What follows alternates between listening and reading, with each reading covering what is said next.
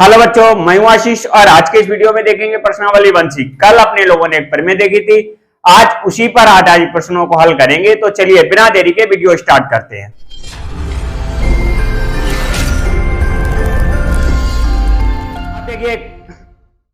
अब देखिए एक पहला क्वेश्चन देखते हैं। ये कह रहा है कि सिद्ध कीजिए कि 3√3 एक परमेय संख्या नहीं है, यानी फर्स्ट क्वेश्चन है ये कह रहा 3√3 एक परिमेय संख्या नहीं है। इसी का प्रूफ अपने लोग करते हैं।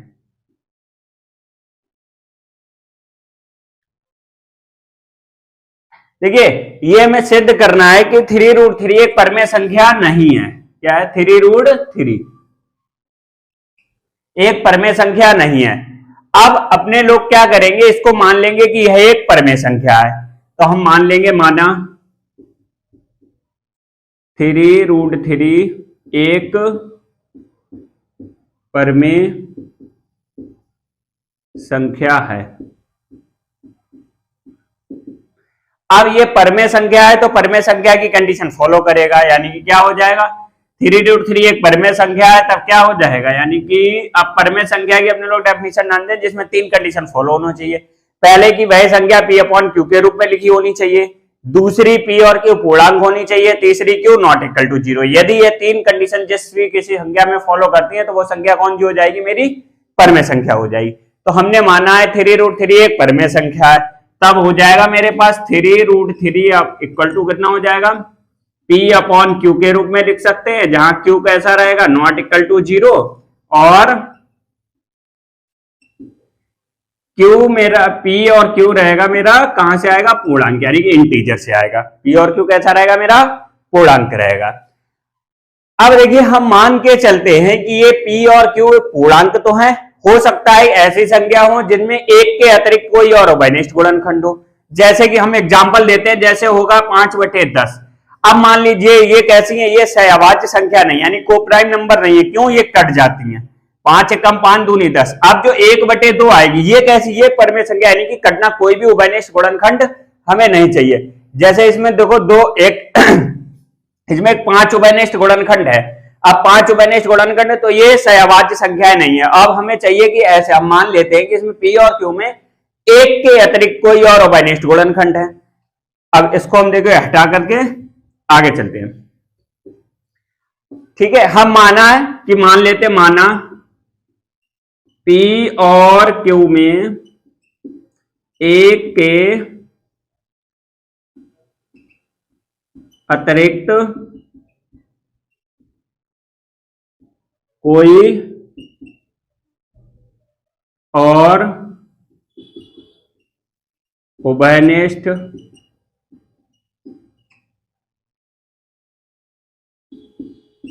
गुणनखंड है,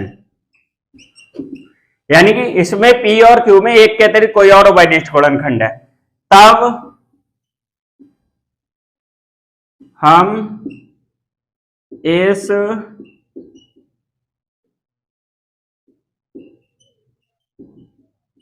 उभयनिष्ठ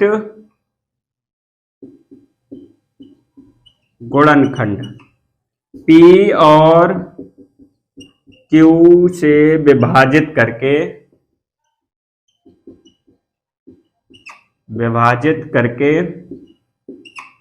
यानी विभाजित करके क्या कर लेंगे, 3√3 को A/B के रूप में,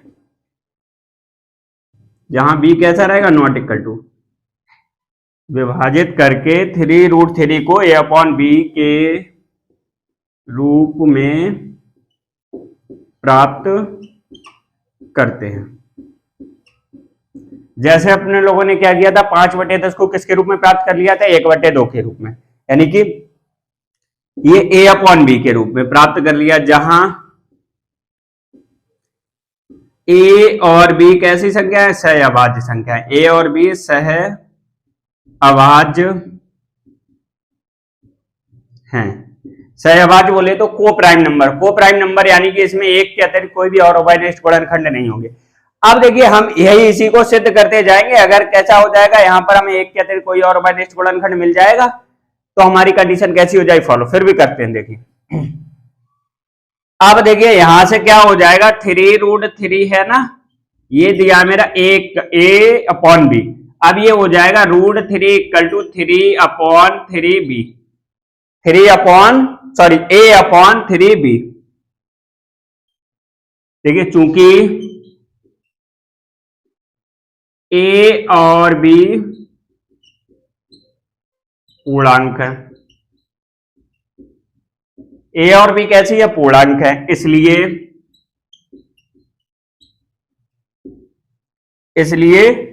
a/3b एक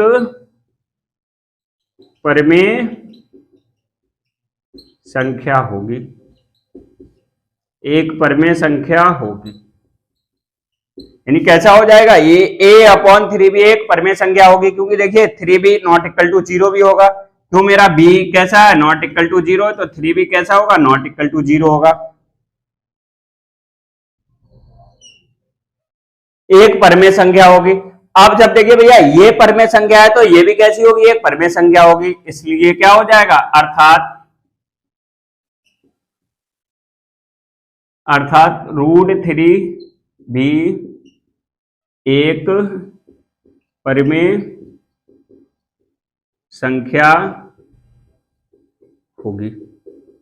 क्यों, अगर मेरी कोई भी चीज RHS में बराबर है और यहां पर बराबर का चिन्ह लगा हुआ, हमने RHS में पता है हमें ये परिमेय संख्या होगी, तो LHS भी कैसा होगा, एक परिमेय संख्या होगी, अर्थात √3 भी एक परिमेय संख्या होगी। परंतु हम जानते हैं कि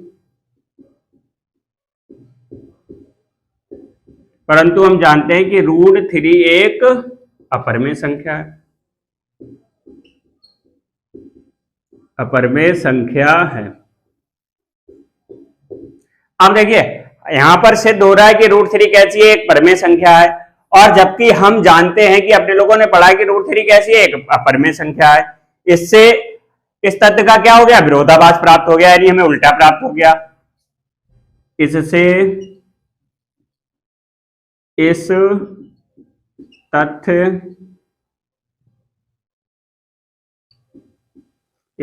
तथ्य का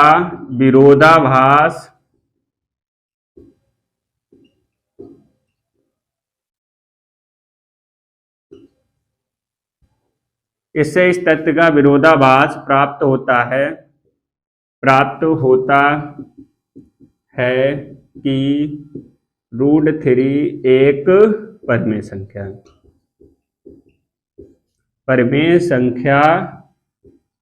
है।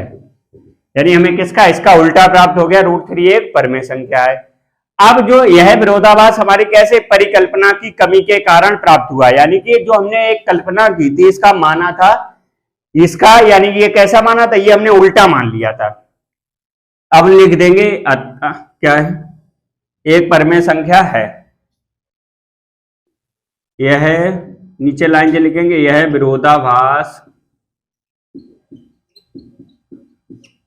विरोधाभास हमारी परिकल्पना यह विरोधाभास हमारी परिकल्पना के कमी के कारण प्राप्त हुई है। यानी कि परिकल्पना की, हमने परिकल्पना की थी कि 3√3 कैसी है, एक परिमेय संख्या है, तो जब हमारी परिकल्पना ही गलत है तो अतः क्या हो जाएगा, अतः 3√3 एक परिमेय संख्या नहीं होगी। और यही अपने लोगों को प्रूव करना था, कि सिद्ध करना है कि 3√3 एक परिमेय संख्या नहीं है। इसको कर लीजिए, फिर आगे बढ़ते हैं।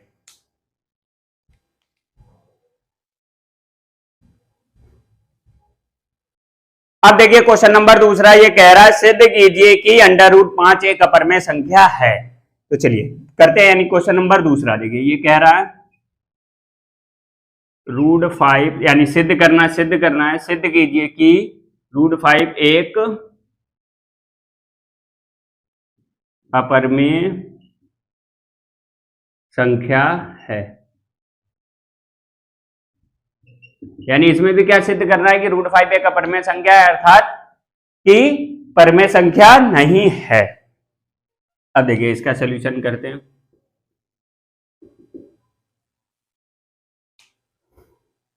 देखिए अब इसमें भी क्या करेंगे, अपने लोग मान लेंगे कि √5 एक परिमेय संख्या है, यानी उल्टा मानेंगे, माना √5 एक परिमेय संख्या है, परिमेय संख्या है।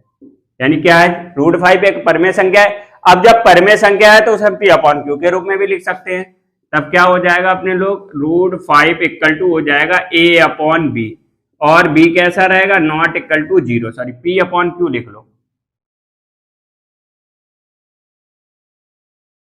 P/Q, और Q मेरा कैसा रहेगा, नॉट इक्वल टू 0, और जहां P और Q कहां से आएंगे, मेरे इंटीजर से, यानी कि पूर्णांक से आएंगे। कहां से आएंगे, पूर्णांक से। अब इसमें भी वही करते हैं कि मान लेते हैं कि P और Q में एक के अतिरिक्त कोई और उभयनिष्ठ गुणनखंड है। माना P और Q में एक के अतिरिक्त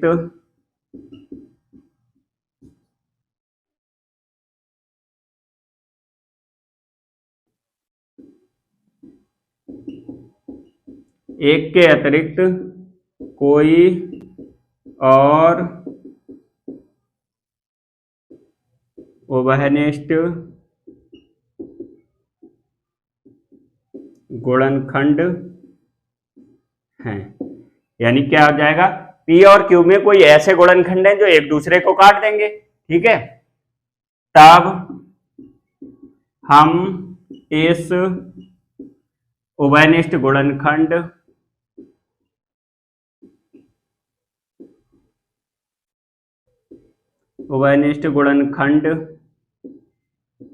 P और Q को विभाजित करके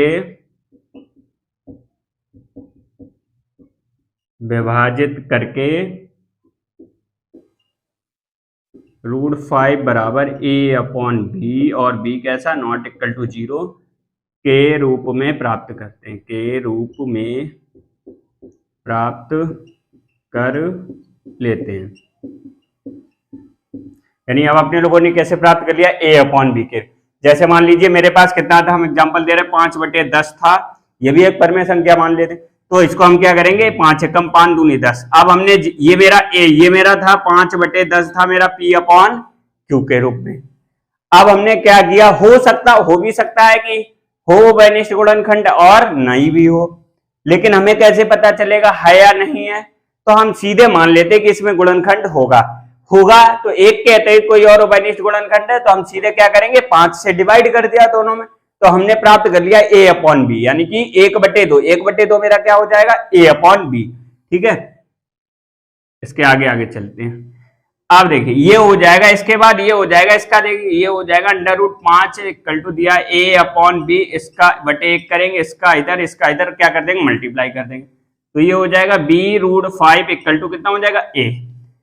अब अपने लोग क्या करेंगे, इसको समीकरण 1 डाल देंगे, फिर स्क्वायर करने पर, यानी वर्ग करने पर, तो ये हो जाएगा B² और इंटू 5 हो जाएगा इक्वल टू A² हो जाएगा। अब B² बराबर हो जाएगा A²/5। अब यहां से दिख रहा है कि B² जो है वो मेरा A² को विभाजित करता है, यानी क्या यहां से पता चल रहा है, B जो है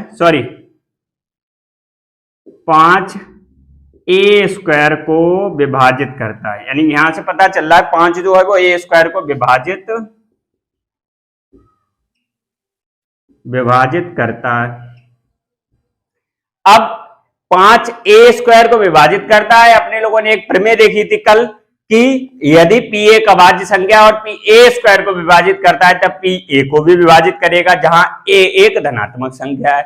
यानी हम डाल देते प्रमेय नंबर 1.3। ये प्रमेय आपको मिल जाएगी वीडियो नंबर 7 अगर आप देखेंगे, यानी कल ही हमने अपलोड किया, तो ये वहां पर आप देख सकते हैं। यानी कि क्या हो जाएगा, तब क्या हो जाएगा मेरा प्रमेय नंबर 1.3 से P5 जो है वो A को भी विभाजित करेगा, 5 A को भी विभाजित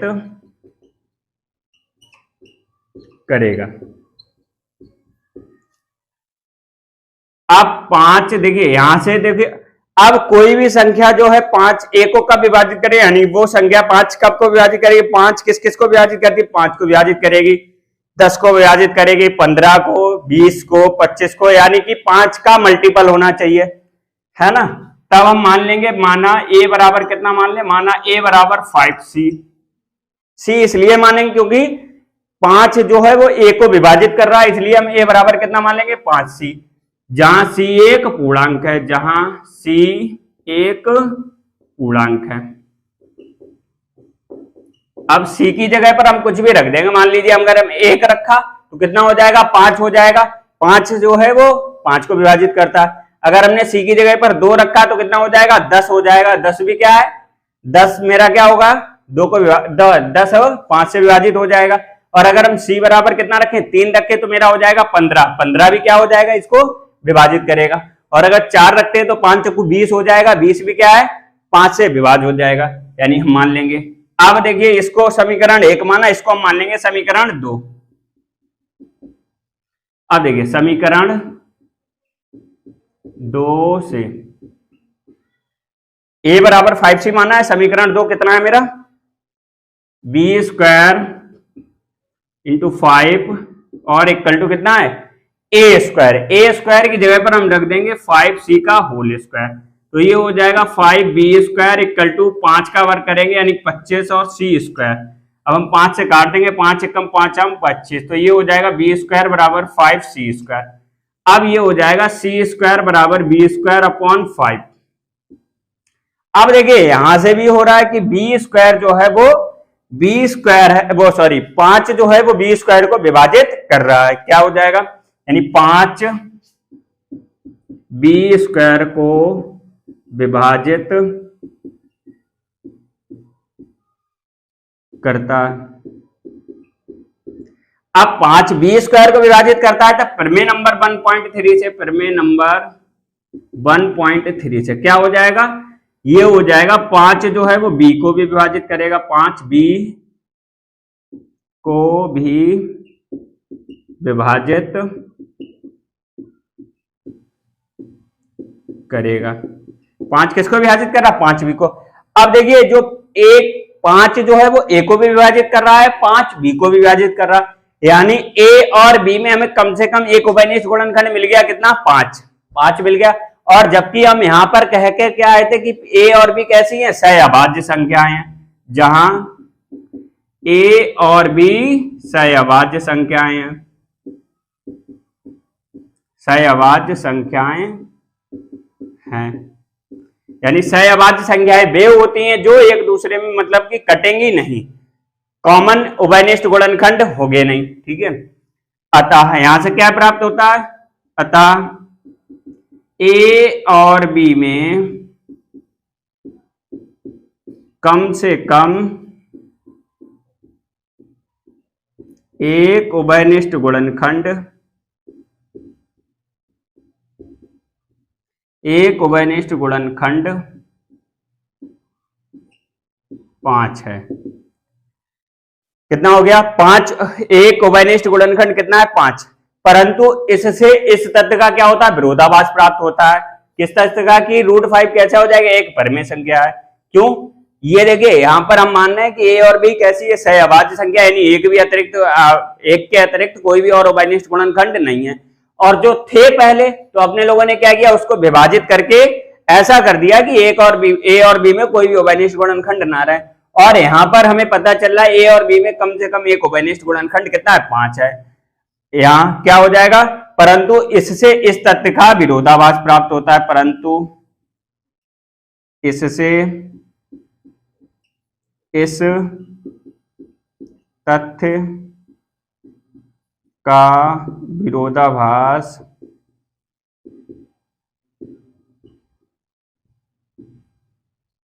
विरोधाभास प्राप्त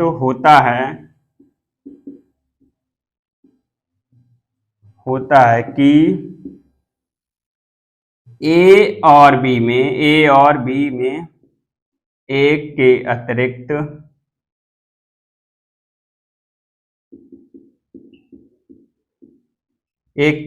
कोई और उभयनिष्ठ गुणनखंड नहीं है, कोई और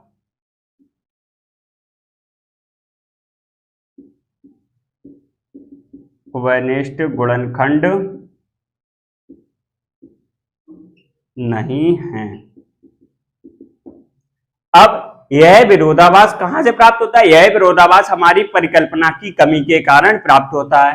क्यों? हमने परिकल्पना की थी कि √5 एक परमेय संख्या है, यानी हमारी परिकल्पना क्या हो जाएगी? गलत हो जाएगी।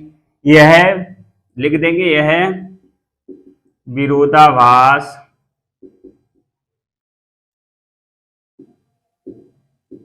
यह विरोधाभास हमारी परिकल्पना की कमी के कारण प्राप्त हुआ। परिकल्पना की कमी के कारण प्राप्त हुआ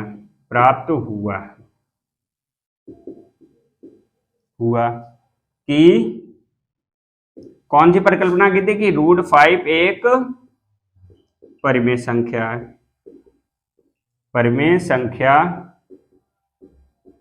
है। अतः क्या हो जाएगा? अतः √5 एक अपरिमेय संख्या होगी। यानी जब ये मेरी परिकल्पना क्या है? गलत है। जब मेरी परिकल्पना क्या है? जब मेरी परिकल्पना ही गलत है। अब जब गलत है तो क्या होगा? उल्टा होगा, यानी सही होगी। सही क्या होगी? यानी √5 एक अपरिमेय संख्या है, अपरिमेय संख्या होगी। पर यही अपने लोगों को सिद्ध करना था। कर लीजिए, फिर आगे बढ़ते हैं। अब देखिए क्वेश्चन नंबर तीसरा, ये कह रहा है सिद्ध कीजिए कि 3 + 2 √5 एक परमेय संख्या है। यानी क्वेश्चन नंबर तीसरा ये कह रहा है, क्या कह रहा है? 3 + 2 √5 एक अपरिमेय संख्या है, अपरिमेय संख्या है, अपरिमेय संख्या। इसका क्या करते हैं अपने लोग? सॉल्यूशन करते हैं। अब इसमें भी क्या करेंगे? हम मान लेंगे कि 3 + 2 √5 एक परमेय संख्या है। क्या करेंगे? माना 3 + 2 √5 एक परमेय संख्या है, परमेय संख्या है। 3 + 2 √5 एक परमेय संख्या है। अब जब परमेय संख्या है तो परमेय संख्या की तीनों डेफिनेशन फॉलो करेगा। क्या चीज हो जाएगा? यानी कि 3 + 2 √5 इक्वल टू हो जाएगा P/Q, और Q कैसा रहेगा? नॉट इक्वल टू 0, और P और Q कहां से आएगा? पूर्णांक से, इंटीजर रहेगा। ये हो जाएगा, कितना हो जाएगा? 3 + 2 √5 इक्वल टू P/Q। P और Q क्या है?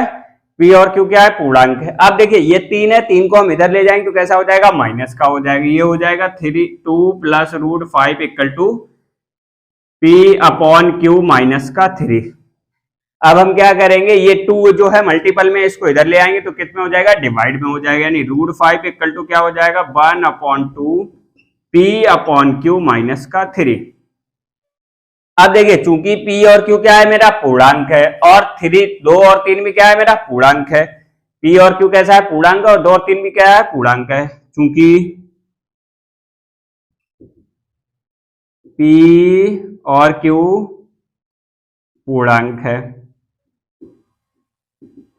और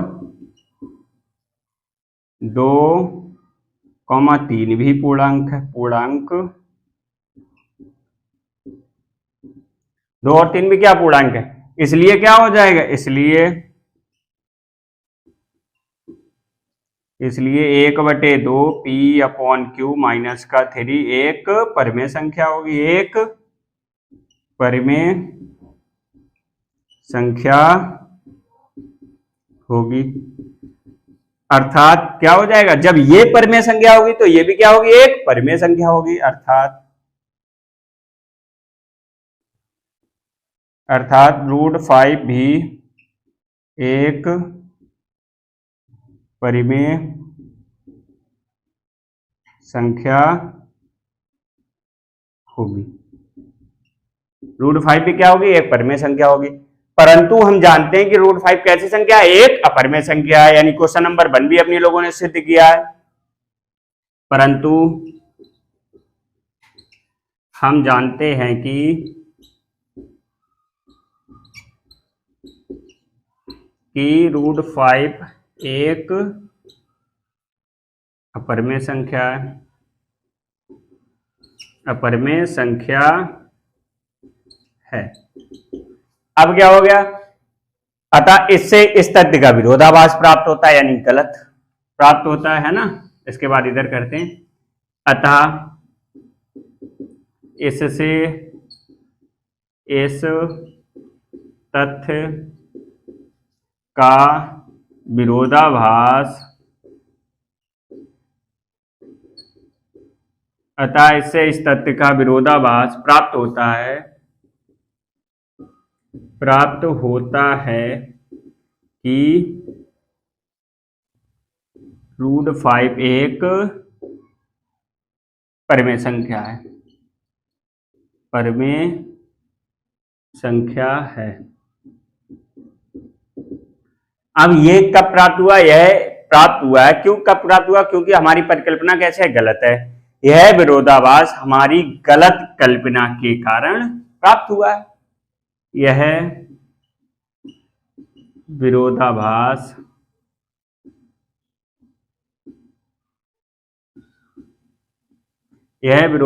हमारी गलत कल्पना के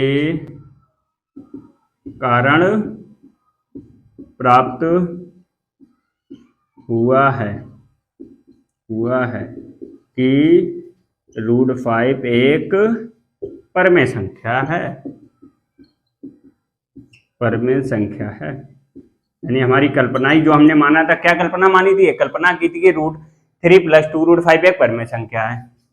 सॉरी, ये हो जाएगा 3 + 2 √5, ठीक है, इसको माना था एक परिमेय संख्या है। अतः 3 + 2 √5 एक अपरिमेय संख्या होगी, एक अपरिमेय संख्या होगी। और यही अपने लोगों को क्या करना था, प्रूव करना था। इसको कर लीजिए, फिर आगे बढ़ते हैं।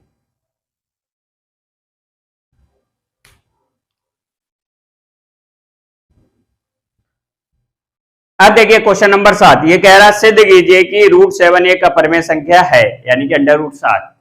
क्वेश्चन नंबर 4 है, ये कह रहा है √7 एक अपरिमेय संख्या है। √7 एक अपरिमेय संख्या है, तो यहां से इसका क्या करते हैं अपने लोग, सॉल्यूशन करेंगे। अब इसमें भी क्या करेंगे, माना √7 एक परिमेय संख्या है, माना √7 एक परिमेय संख्या है, परिमेय संख्या है, माना √7 एक परिमेय संख्या है। अब जब परिमेय संख्या है तब क्या हो जाएगा, तीनों डेफिनेशन फॉलो करेगा, यानी √7 = P/Q। इस क्वेश्चन को आप अपने आप कीजिए, अगर नहीं कर पाते हैं तब आगे इस वीडियो को देखिए, अदरवाइज यहीं पर आप वीडियो छोड़ दीजिए और ये क्वेश्चन अपने आप कीजिए। हम लगवाए दे रहे हैं इस क्वेश्चन को, ठीक है। तो यहां पर क्या हो जाएगा, Q मेरा ≠ 0, और जहां P और Q कैसा रहेगा मेरा, कहां से आया, पूर्णांक से। ये क्वेश्चन आप अपने आप कर सकते हो, P और Q कहां से आया है, पूर्णांक से, ठीक है। अब ये क्या हो जाएगा मेरा, P और Q कहां से आया, पूर्णांक से, तो हम मान लेते हैं कि P और Q में एक के अतिरिक्त कोई और अवनिष्ठ गुणनखंड है, और जब है तो क्या करेंगे, P और Q को विभाजित करके A अपॉन B के रूप में प्राप्त कर लेंगे। माना P और Q में एक के अतिरिक्त कोई और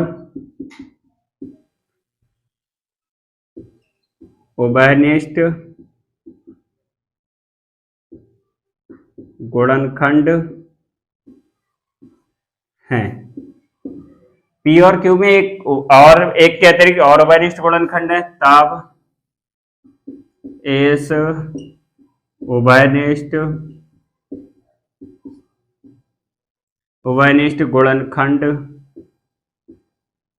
गुणनखंड P और Q में विभाजित करके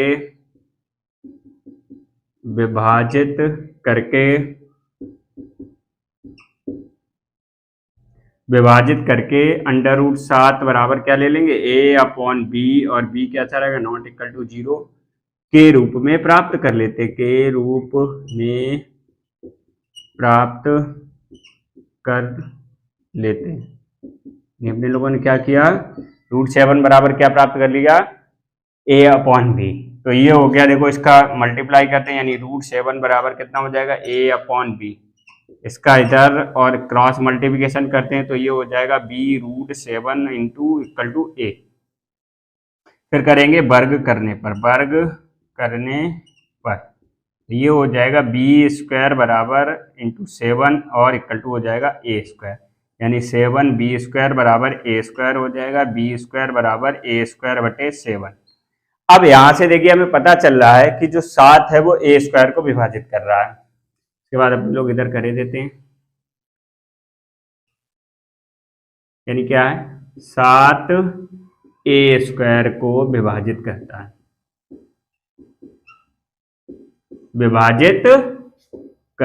है, अब देखिए 7 जो है A² को विभाजित करता है, तब क्या हो जाएगा, प्रमेय नंबर 1.3 से 7 A को भी विभाजित करेगा। प्रमेय नंबर 7 कल हमने कराई थी, यानी क्या हो जाएगा, प्रमेय नंबर 1.3 से क्या हो जाएगा, 7A को भी विभाजित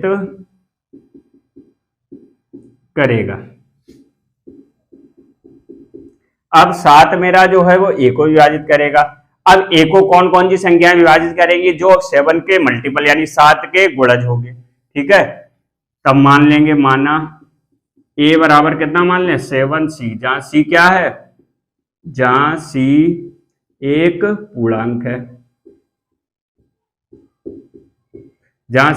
पूर्णांक है, अब अपने लोग इसको मान लेंगे समीकरण 1। अब आ जाएंगे अपने लोग समीकरण 1 से, क्या है ये, 7B² बराबर, यानी ये कितना हो जाएगा, 7C का होल स्क्वायर, ये हो जाएगा 7B² बराबर 7 7 जा 49C², ये हो जाए 7 1 जा 7 और 7 7 जा 49, यानी B² बराबर कितना हो जाएगा, 7C², ये हो जाएगा C² बराबर B² अपॉन 7। अब यहां से पता चल रहा है कि 7 जो है B² को विभाजित करता है, यानी क्या हो जाएगा, 7 B² को विभाजित करता है। 7 किसको भी विभाजित करता है। अब इसीलिए पुनः प्रमेय कौन सी लग जाएगी, प्रमेय 1.3 से क्या हो जाएगा, 7 B को भी विभाजित करेगा, B को भी विभाजित करेगा। 7 क्या हो जाएगा, B को विभाजित करेगा। अब देखिए 7 जो है वो A को विभाजित कर रहा है और 7 B को विभाजित कर रहा है, अतः A और B में कम से कम एक उभयनिष्ठ गुणनखंड कितना है, 7 है। अतः A और B में कम से कम एक उभयनिष्ठ गुणनखंड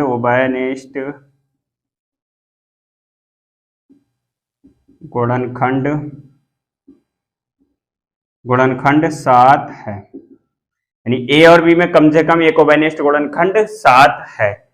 अब देखिए, पर अब क्या हो जाएगा, अब एक हमें एक गुणनखंड मिल गया 7, तो इससे इस तथ्य का क्या हो जाएगा, विरोधाभास प्राप्त हो जाएगा, यानी उल्टा प्राप्त हो जाएगा, बोले तो कन्वर्स प्राप्त हो जाएगा, है ना। क्या हो जाएगा, अतः इससे इस तथ्य का विरोधाभास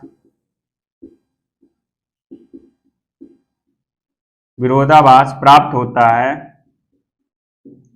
होता है कि क्या प्राप्त होता है, ए और बी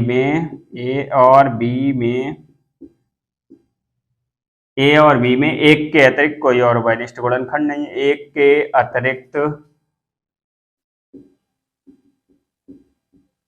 कोई और उभयनिष्ठ गुणनखंड नहीं है, कोई और उभयनिष्ठ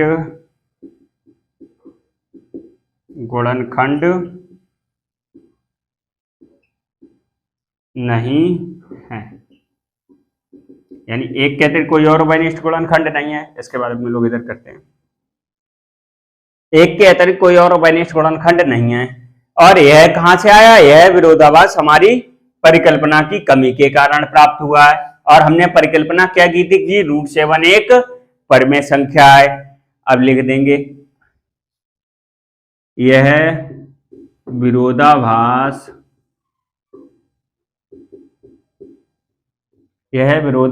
हमारी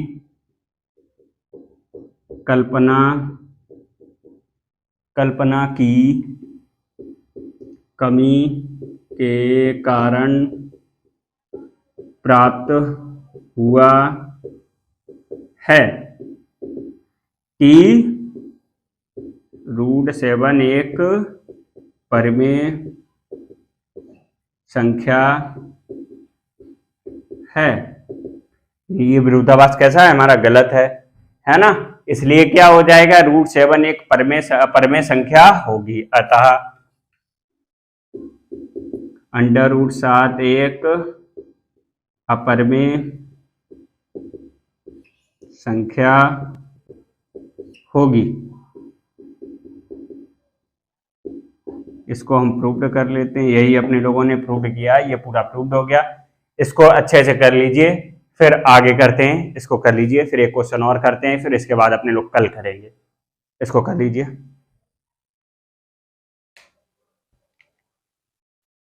5 अब देखिए क्वेश्चन नंबर 5 ये कह रहा है कि यदि √2 एक परमेय संख्या नहीं है तो सिद्ध कीजिए कि 2 + √2 यानी कि 2 + √2 एक परमेय संख्या नहीं है। क्वेश्चन नंबर कौन था, ये 5। देखिए ये दिया है √2 एक परमेय संख्या नहीं है, परमेय संख्या नहीं है, तब सिद्ध करना है क्या चीज, 2 + √2 यानी 2 + √2 एक परमेय संख्या नहीं है, एक परमेय संख्या नहीं है, तब सिद्ध करना है। देखिए इसका सलूशन अपने लोग करते हैं। अब क्या करेंगे, अपने लोग मान लेंगे कि 2 + √2 एक परमेय संख्या है। माना 2 + √2 एक परमेय संख्या है, परमेय संख्या है, √2 एक परमेय संख्या है। अब जब परमेय संख्या है तब मान लेंगे, तब क्या हो जाएगा, तब हो जाएगा 2 + √2 = हो जाएगा P/Q के रूप में, और Q मेरा रहेगा ≠ 0, और वेयर जहां से यानी P और Q कहां से आएगा, P और Q रहेगा पूर्णांक। जिस किसी ने भी पूर्णांक, अगर किसी को पूर्णांक की डेफिनेशन क्लियर नहीं है तो वो फर्स्ट वीडियो देखेगा, वहां पर हमने एक सभी संख्याओं की डेफिनेशन बता रखी, संख्या, प्राकृतिक संख्या, उसके बाद में पूर्ण संख्याएं, फिर पूर्णांक, इन सभी की वास्तविक संख्याएं, सभी की एक एक करके डेफिनेशन अच्छे से समझा रखी है, आप पहली वीडियो देख लीजिए, ठीक है। फिर यहाँ पर देखिए, यानी अगर आपको यही नहीं क्लियर हो रहा है कि पूर्णांक किसे कहते हैं, पूर्ण संख्याएं किसे कहते हैं, तो फिर आगे कैसे बढ़ पाएंगे। तो मेरा आपसे सीधे सजेशन है कि पहला सा यानी पहली वीडियो देख लीजिए। अब देखिए यहां से क्या हो जाएगा, पी और क्यू क्या है, पूर्णांक है। अब हो सकता है पी और क्यू में एक के अतिरिक्त कोई और अवनिष्ठ गुणनखंड हो भी सकता है और नहीं भी, लेकिन हम मान के चलते हैं कि पी और क्यू में एक के अतिरिक्त कोई और अवनिष्ठ गुणनखंड है, ठीक है। माना पी और क्यू में एक के अतिरिक्त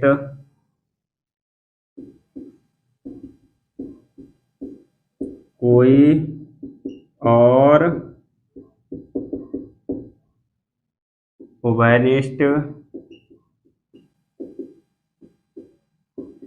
गुणनखंड है, यानी पी और क्यू में एक के अतिरिक्त कोई और उभयनिष्ठ गुणनखंड है, तब हम इस उभयनिष्ठ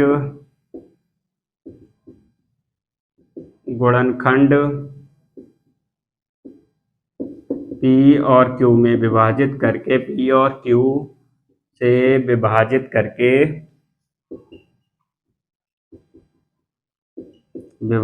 करके क्या करेंगे, 2 + √2 = a/b और b कैसा रहेगा, नॉट इक्वल टू 0 के रूप में प्राप्त कर लेते हैं, के रूप में प्राप्त कर लेते हैं, ठीक है, a/b के। अब देखना √2 = हो जाएगा a/b -2, यानी ये कैसा है, प्लस का, इसको इधर ले जाएंगे कैसा हो जाएगा, माइनस हो जाएगा। अब देखिए चूंकि a और b कैसा है, मेरा पूर्णांक है ना, a और b कहां से आया, पूर्णांक, और जहां a और b सहअभाज्य संख्या, यहां पर लिख लेंगे, जहां a और b सहअभाज्य संख्या है, जहां a और b सहअभाज्य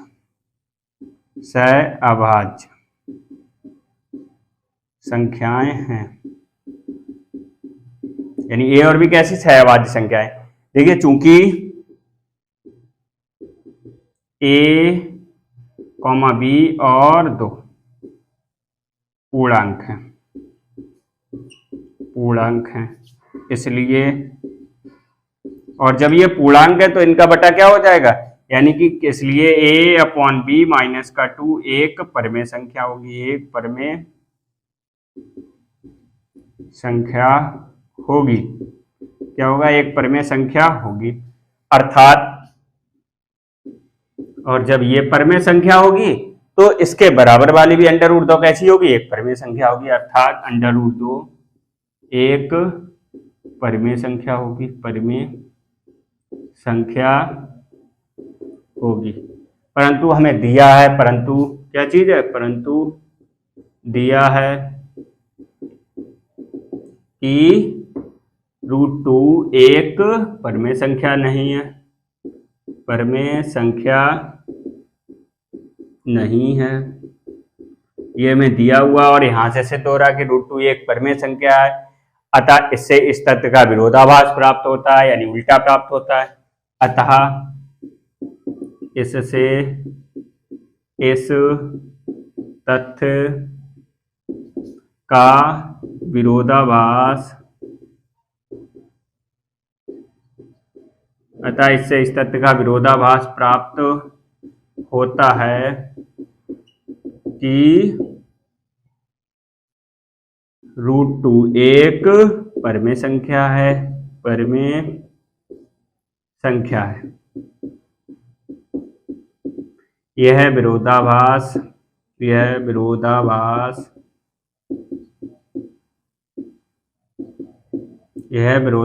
हमारी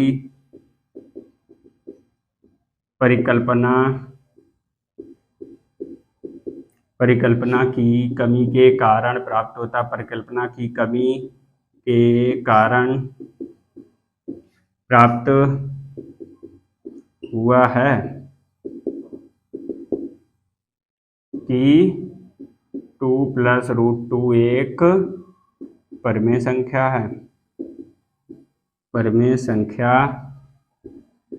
है, अतः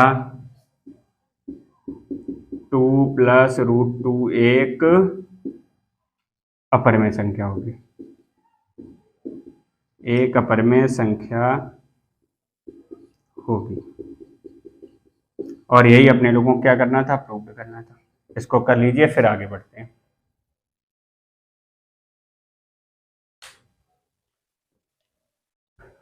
तो देखिए आज के लिए इतना ही रखते हैं, इसके बाद अपने लोग कल करेंगे। कल अपने लोग क्वेश्चन नंबर 6 से कंटिन्यू रखेंगे। यानी आज अपने लोगों ने क्वेश्चन नंबर 5 तक बहुत ही अच्छे से किया है। हमें आशा है कि आपको अच्छे से सारे क्वेश्चन अच्छे से समझ में आए होंगे। यदि फिर भी नहीं समझ में आए हैं तो क्वेश्चन को एक बार वीडियो को पुनः दोबारा देख लीजिए। फिर भी अगर नहीं समझ में आता है तो हमें कमेंट के माध्यम से बताइए, हम आपके समस्या का समाधान करेंगे। ठीक है, बाय बाय। आज के लिए इतने ही रखें।